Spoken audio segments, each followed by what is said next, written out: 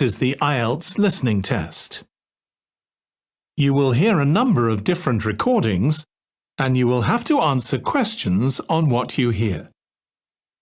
There will be time for you to read the instructions and questions, and you will have a chance to check your work. All the recordings will be played once only. The test is in 4 parts. At the end of the test, you will be given 10 minutes to transfer your answers to the answer sheet. Now turn to Part 1.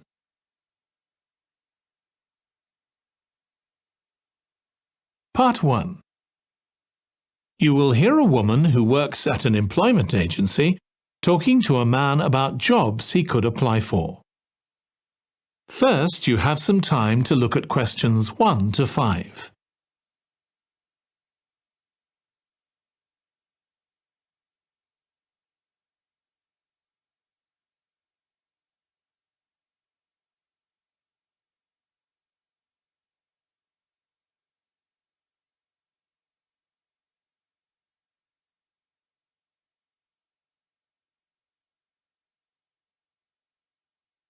Now listen carefully and answer questions 1 to 5.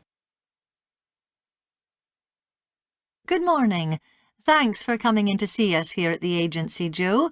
I'm one of the agency representatives and my name's Sally Baker. Hi, Sally. I think we spoke on the phone, didn't we? That's right, we did. So thank you for sending in your CV.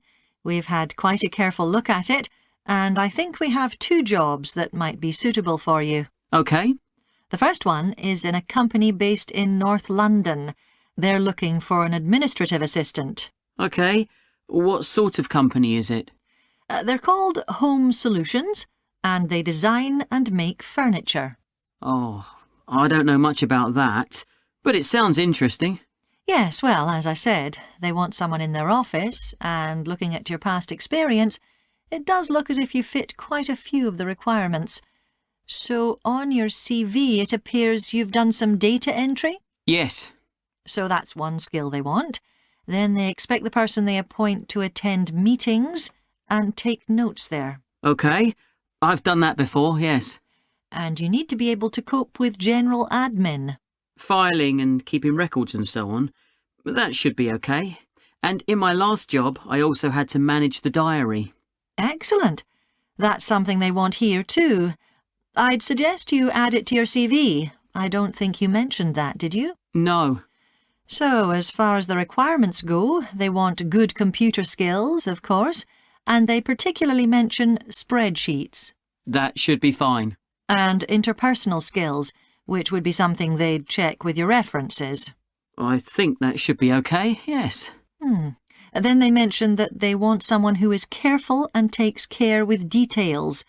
Just looking at your CV, I'd say you're probably all right there. I think so, yes. Do they want any special experience? I think they wanted some experience of teleconferencing. Oh, I've got 3 years' experience of that. Let's see. Yes, good. In fact, they're only asking for at least 1 year, so that's great. So is that something that might interest you? It is, yes. The only thing is, you said they were in North London, so it would be quite a long commute for me. OK. Before you hear the rest of the conversation, you have some time to look at questions 6 to 10.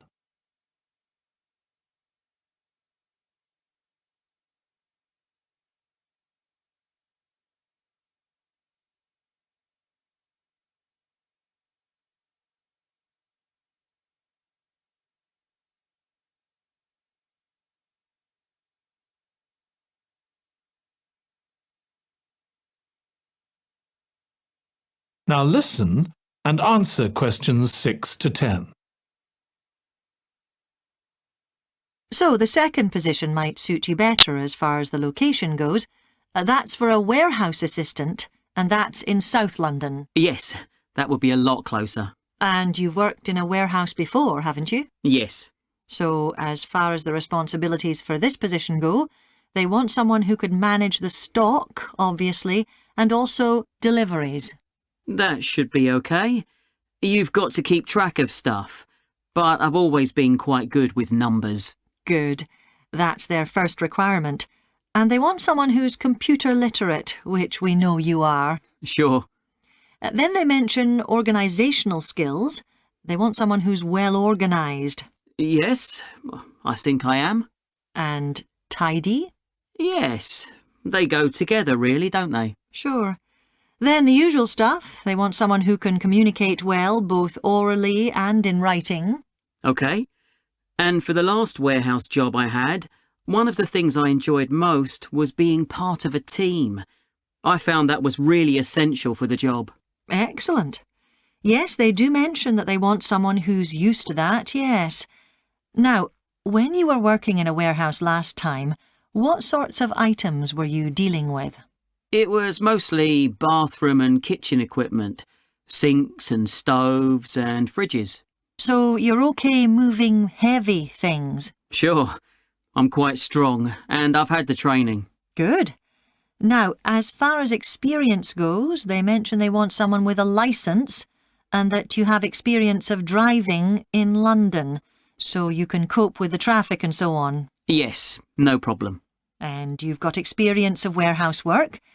And the final thing they mention is customer service. I think, looking at your CV, you're okay there. Right. So, what about pay? Can you tell me a bit more about that, please? That is the end of part 1. You now have 1 minute to check your answers to part 1.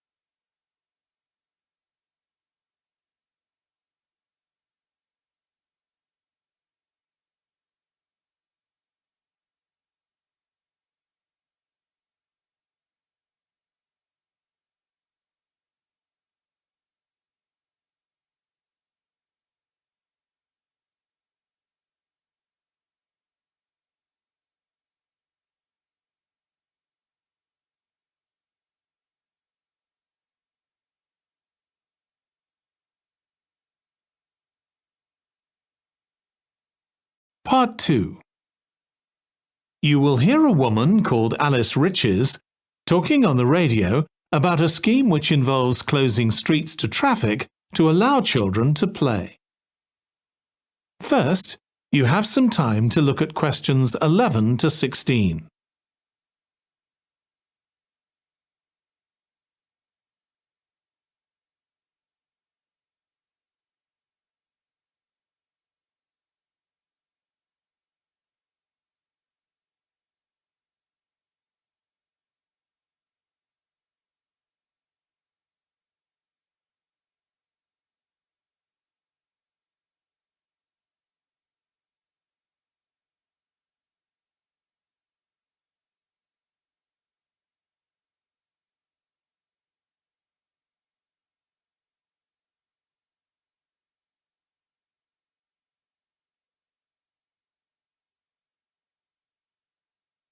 Now listen carefully and answer questions 11 to 16.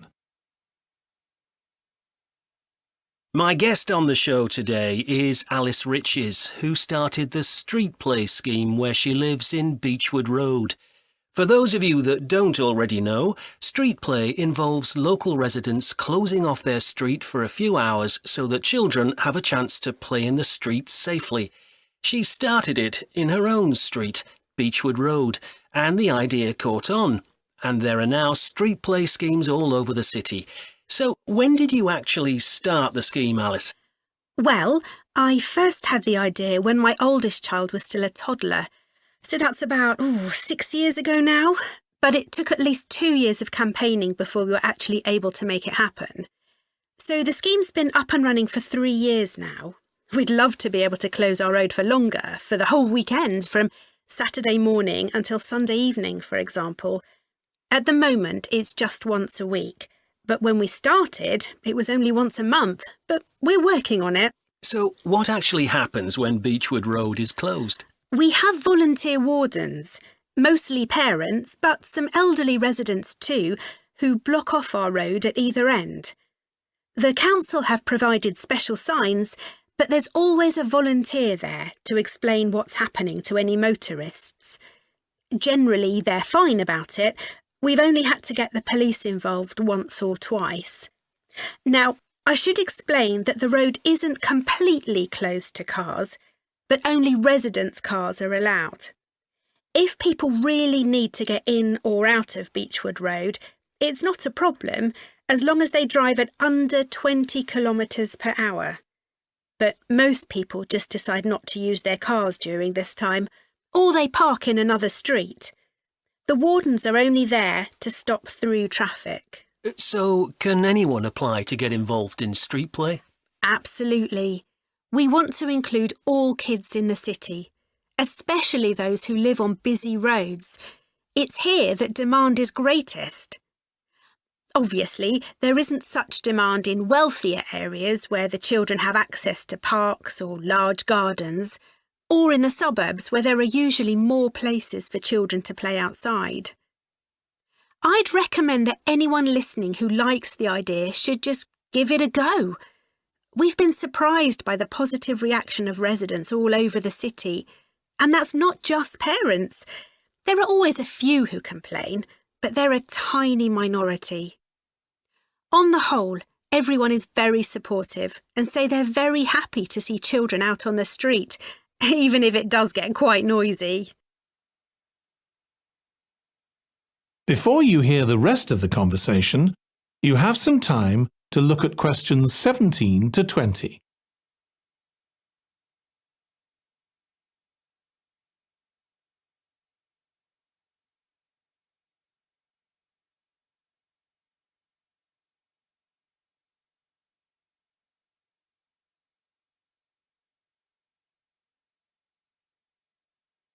Now listen and answer questions 17 to 20.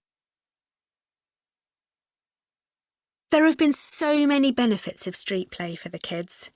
Parents really like the fact that the kids are getting fresh air instead of sitting staring at a computer screen, even if they're not doing anything particularly energetic. And of course, it's great that kids can play with their friends outside without being supervised by their parents. But for me, the biggest advantage is that kids develop confidence in themselves to be outside without their parents. The other really fantastic thing is that children get to know the adults in the street. It's like having a big extended family. It certainly does have a lot of benefits. I want to move on now and ask you about a related project in King Street. Right. Well, this was an experiment I was involved in, where local residents decided to try and reduce the traffic along King Street, which is the busiest main road in our area, by persuading people not to use their cars for one day. We thought about making people pay more for parking, but we decided that would be really unpopular. So instead, we just stopped people from parking on King Street, but left the other car parks open. It was surprising how much of a difference all this made. As we'd predicted, air quality was significantly better, but what I hadn't expected was how much quieter it would be, even with the buses still running. Of course, everyone said they felt safer, but we were actually amazed that sales in the shops went up considerably that day. We thought there'd be fewer people out shopping, not more. That's really interesting. So, the fact that the street was... That is the end of part 2. You now have 30 seconds to check your answers to part 2.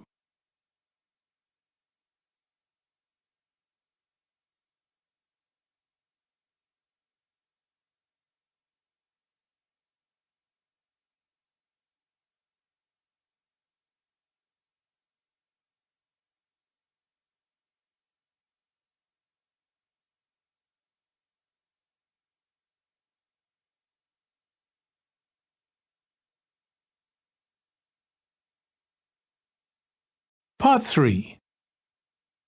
You will hear two students, called Hazel and Tom, talking about Hazel's Media Studies assignment. First, you have some time to look at questions 21 to 26.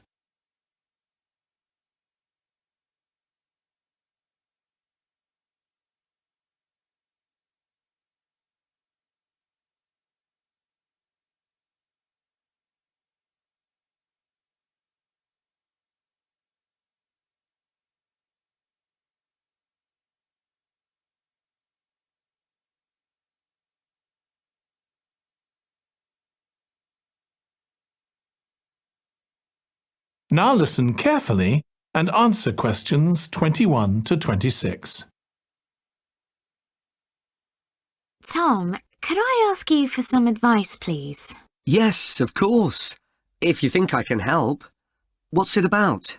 It's my first media studies assignment, and I'm not sure how to go about it. You must have done it last year. Is that the one comparing the coverage of a particular story in a range of newspapers? That's right. Oh, yes. I really enjoyed writing it. So, what sort of things do I need to compare? Well, there are several things. For example, there's the question of which page of the newspaper the item appears on. You mean because there's a big difference between having it on the front page and the bottom of page 10, for instance? Exactly. And that shows how important the editor thinks the story is. Then there's the size, how many column inches the story is given, how many columns it spreads over. And I suppose that includes the headline. It certainly does. It's all part of attracting the reader's attention. What about graphics? Whether there's anything visual in addition to the text? Yes, you need to consider those too, because they can have a big effect on the reader's understanding of the story, sometimes a bigger effect than the text itself. Then you'll need to look at how the item is put together. What structure is it given?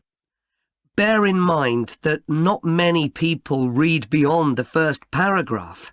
So what has the journalist put at the beginning? And if, say, there are conflicting opinions about something, does one appear near the end where people probably won't read it? And newspapers sometimes give wrong or misleading information, don't they? Either deliberately or by accident. Should I be looking at that too? Yes, if you can.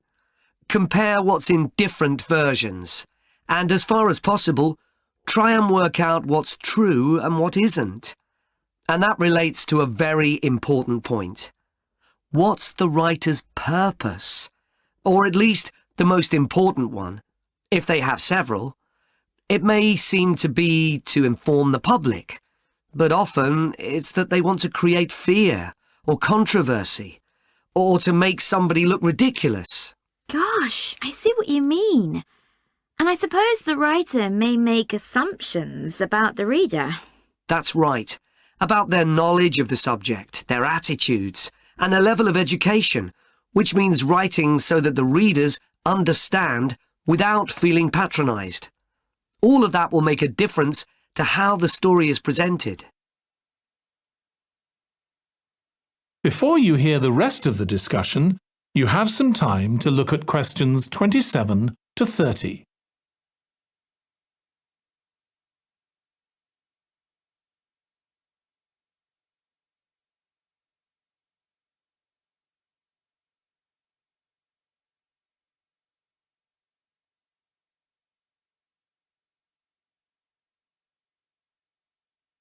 Now listen and answer questions 27 to 30. Does it matter what type of story I write about? No. National or international politics, the arts, anything, as long as it's covered in 2 or 3 newspapers. Though, of course, it'll be easier and more fun if it's something you're interested in and know something about. And on that basis, a national news item would be worth analysing. I'm quite keen on politics, so I'll try and find a suitable topic. What did you choose for your analysis, Tom? I was interested in how newspapers express their opinions explicitly. So I wanted to compare editorials in different papers But when I started looking, I couldn't find two on the same topic that I felt like analysing. In that case, I won't even bother to look. So in the end, I chose a human interest story, a terribly emotional story about a young girl who was very ill, and lots of other people, mostly strangers, raised money so she could go abroad for treatment. Actually, I was surprised. Some papers just wrote about how wonderful everyone was, but others considered the broader picture, like why treatment wasn't available here. I usually find stories like that raise quite strong feelings in me. I'll avoid that. Perhaps I'll choose an arts topic, like different reviews of a film or something about funding for the arts. I'll think about that. Yes, that might be interesting. Okay, well, thanks a lot for your help, Tom. It's been really useful. You're welcome. Good luck with the assignment, Hazel. That is the end of part 3. You now have 30 seconds to check your answers to part 3.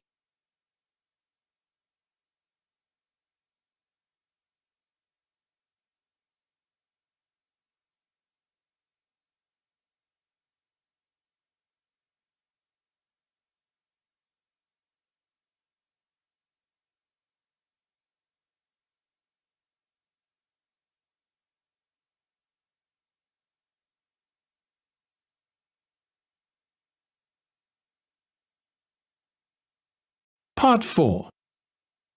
You will hear part of a lecture on the early history of keeping clean. First, you have some time to look at questions 31 to 40.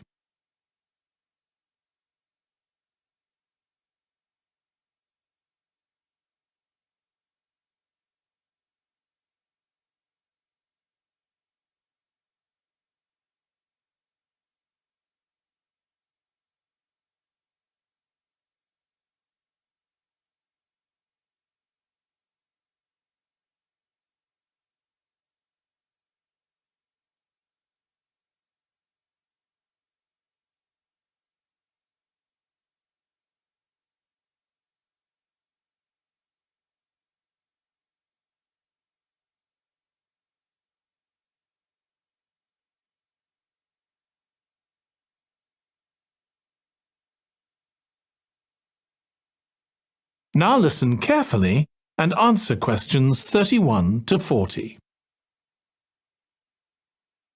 Nowadays, we use different products for personal cleanliness, laundry, dishwashing and household cleaning, but this is very much a 20th century development.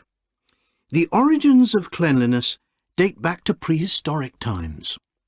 Since water is essential for life, the earliest people lived near water and knew something about its cleansing properties, at least that it rinsed mud off their hands. During the excavation of ancient Babylon, evidence was found that soap making was known as early as 2800 BC. Archaeologists discovered cylinders made of clay, with inscriptions on them saying that fats were boiled with ashes. This is a method of making soap, though there's no reference to the purpose of this material. The early Greeks bathed for aesthetic reasons and apparently didn't use soap. Instead, they cleaned their bodies with blocks of sand, pumice and ashes, then anointed themselves with oil and scraped off the oil and dirt with a metal instrument known as a strigil. They also used oil mixed with ashes. Clothes were washed without soap in streams. The ancient Germans and Gauls are also credited with discovering how to make a substance called soap, made of melted animal fat and ashes. They used this mixture to tint their hair red. Soap got its name, according to an ancient Roman legend, from Mount Sapo, where animals were sacrificed, leaving deposits of animal fat. Rain washed these deposits, along with wood ashes, down into the clay soil along the river Tiber. Women found that this mixture greatly reduced the effort required to wash their clothes. As Roman civilization advanced, so did bathing. The first of the famous Roman baths, supplied with water from their aqueducts, was built around 312 BC. The baths were luxurious, and bathing became very popular. And by the 2nd century AD, the Greek physician Galen recommended soap for both medicinal and cleansing purposes.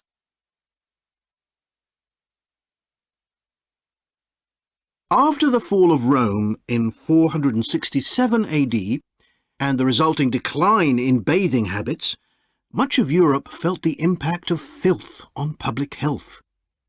This lack of personal cleanliness and related unsanitary living conditions were major factors in the outbreaks of disease in the Middle Ages, and especially the Black Death of the 14th century. Nevertheless, soap-making became an established craft in Europe, and associations of soap makers guarded their trade secrets closely. Vegetable and animal oils were used with ashes of plants, along with perfume, apparently for the first time. Gradually, more varieties of soap became available for shaving and shampooing, as well as bathing and laundering. A major step toward large-scale commercial soap-making occurred in 1791, when a French chemist, Nicolas Leblanc, patented a process for turning salt into soda ash, or sodium carbonate. Soda ash is the alkali obtained from ashes that combines with fat to form soap. The Leblanc process yielded quantities of good quality, inexpensive soda ash. Modern soap making was born some 20 years later, in the early 19th century, with the discovery by Michel-Eugène Chevreul, another French chemist, of the chemical nature and relationship of fats, glycerine and fatty acids. His studies established the basis for both fat and soap chemistry, and soap-making became a science. Further developments during the 19th century made it easier and cheaper to manufacture soap. Until the 19th century, soap was regarded as a luxury item and was heavily taxed in several countries. As it became more readily available, it became an everyday necessity, a development that was reinforced when the high tax was removed. Soap was then something ordinary people could afford, and cleanliness standards improved. With this widespread use came the development of milder soaps for bathing and soaps for use in the washing machines that were available to consumers by the turn of the 20th century. That is the end of Part 4. You now have 1 minute to check your answers to Part 4.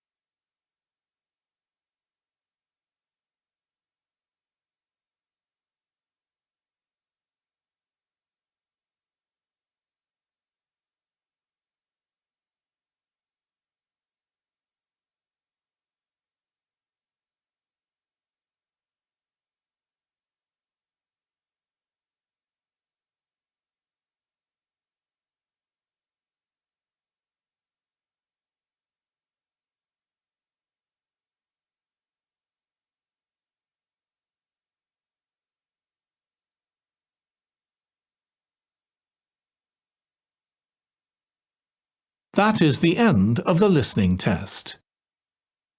In the IELTS test, you would now have 10 minutes to transfer your answers to the answer sheet.